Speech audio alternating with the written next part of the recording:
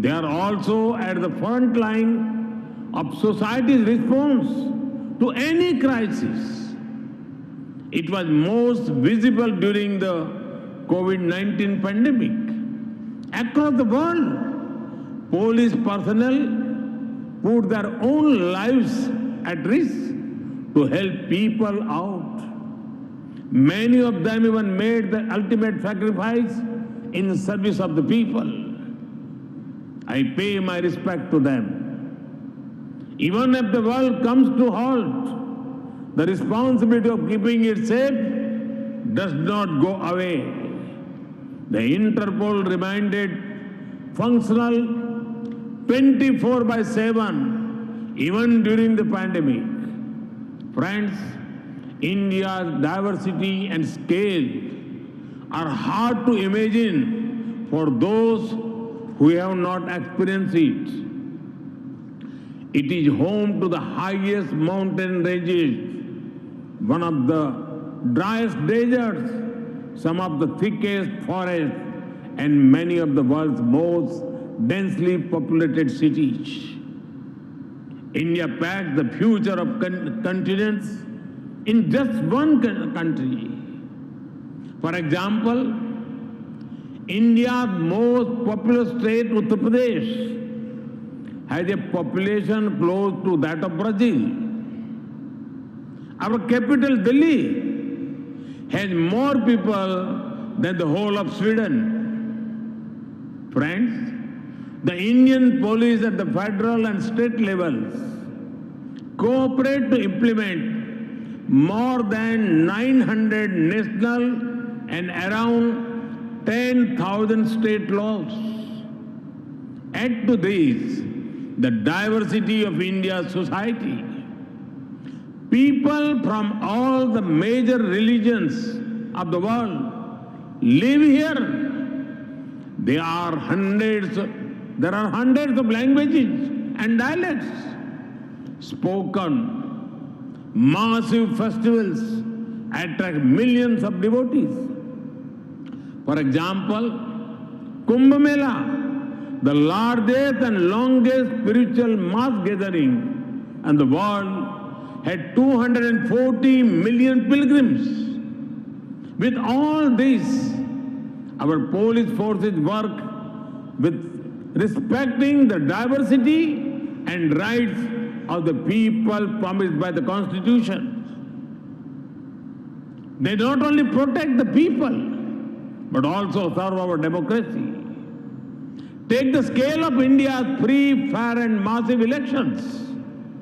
Elections involve arrangements for around 900 million electorals. This is close to the population of North and South American continents taken together. About 2.3 million police personnel are deployed to help with the elections. In upholding diversity and democracy, India is a case study for the world. Friends, over the last 99 years, the Interpol has connected police organizations globally across 195 countries. This is despite differences in legal framework system and languages. In recognition of this, a commemorative stamp and a coin have been released today. Friends, despite all the past successes, today I want to remind the world about a few things. There are many harmful globalized threats that the world faces. Terrorism, corruption, drug trafficking, poaching, and organized crime. The pace of change of these dangers is faster than earlier. When threats are global, the response cannot be just local. It is time, and it is high time, that the world comes together to defeat these threats. Friends, India has been combating transnational terrorism for several decades. Long before the world woke up to it, we knew the price of safety and security. Thousands of our people made the ultimate sacrifice in this fight.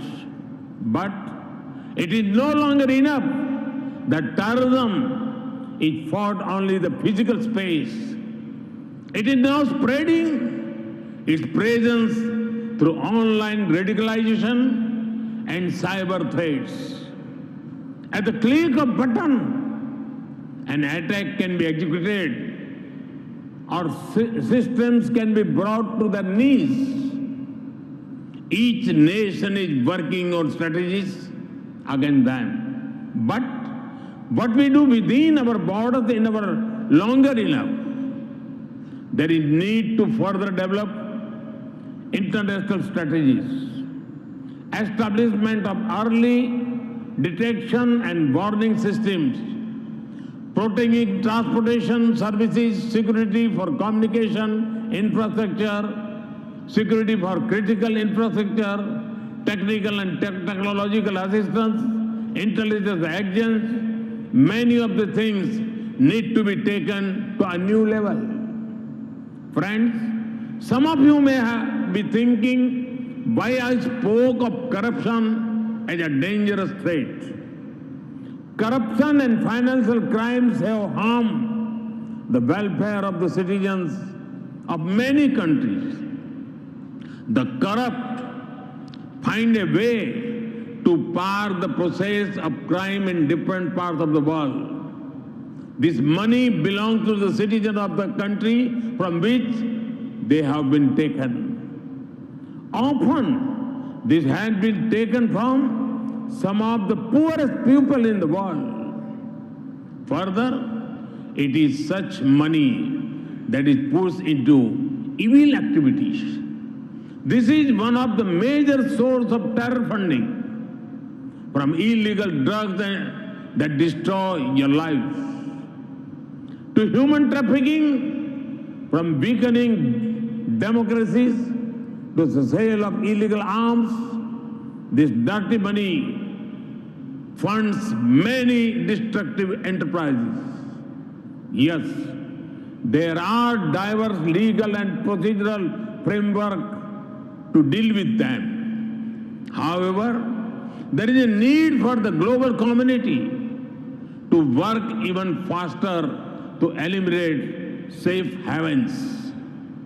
There can be no safe havens for the corrupt terrorists, drug cartels, poaching gangs, or organized crime. Such crimes against people in one place are crimes against everyone, crimes against humanity. Further, this not only harm our present, but also impact our future generations. Police and law enforcement agencies need to devise procedures and protocols to increase cooperation. Interpol can help by speeding up of red corner notices for fugitive offenders. Friends, a safe and secure world is our shared responsibility. When the forces of good cooperate, the forces of crime cannot operate. Friends, before I conclude, I have an appeal to all the guests. Do consider visiting the National Police Memorial and National War Memorial in New Delhi. You can pay respect to the heroes who laid down their lives to keep India safe. These were men and women, just like many of you, ready to do anything for the nation. Friends, let communication, collaboration, and cooperation defeat crime, corruption, and terrorism. I hope the 90th International General Assembly proves to be an effective and successful platform for this. Once again, I welcome you all to this important program. Thank you. Namaste.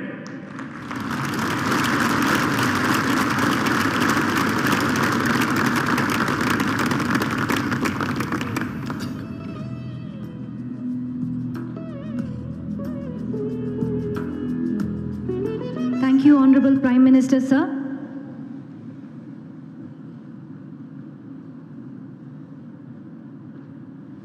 I now invite Major General Akhmat Nasser Al-Raisi, President of Interpol, to present a token of appreciation on behalf